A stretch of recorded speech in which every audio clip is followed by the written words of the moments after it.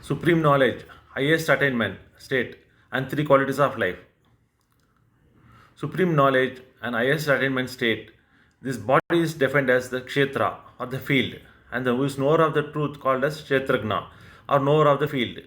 Lord Krishna says, He is the knower of the field in all Kshetras or human corporeal frame. The five elements, five senses, and the mind forms the 11th plane for expression of life as the knowledge and action. Kshetra described as the totality of bodily behaviour and consciousness. One has to be settled in knowledge of self and ever seeking the true meaning of reality attains enlightenment. All animate and inanimate are born of union of field and the knower of the field. One perceives impartial supreme God residing in all the creatures, sees the truth. When soul occupies in nature, it experiences qualities born of nature such as Sattvas, Rajas and Tamas. Such an association is the reason for cycle of rebirth. If the man knows this truth, he never enters into a cycle of rebirth.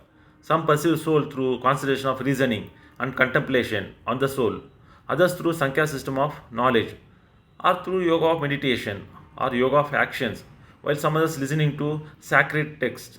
So whatever the way man realizes and perceives soul in right manner, liberates himself from the cycle of rebirths. Highest attainment state or accomplishment in a free life is called as a Parham Siddi or Gathi by Lord Krishna, which makes one not to take birth even when creation cycle begins, neither they suffer death during final dissolution. Identity of a man who has transcended that the qualities are these three qualities and his behavior and qualities of his life. All the living species are born out of spiritual union of God with the nature, which are imperceptible by ordinary means. All these creatures are bound by three binding qualities called gunas, namely Sattvas, Rajas, and Tamas. Sattva is of nature of enlightened and healthy existence. Rajas of attachment or association with the lust and finally Tamas are nature of laziness and sleep. These dominant three qualities of nature at the time of death play an important role at their next rebirth.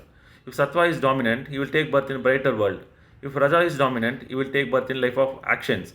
While Tamas is dominant, he will take birth in the wombs of dull-headed living beings. Highest attainment is when one remains in a firm position of an impartial observer of the play of gunas and came out of the dualities and accepts dualities equally. He is said to be beyond the play of gunas.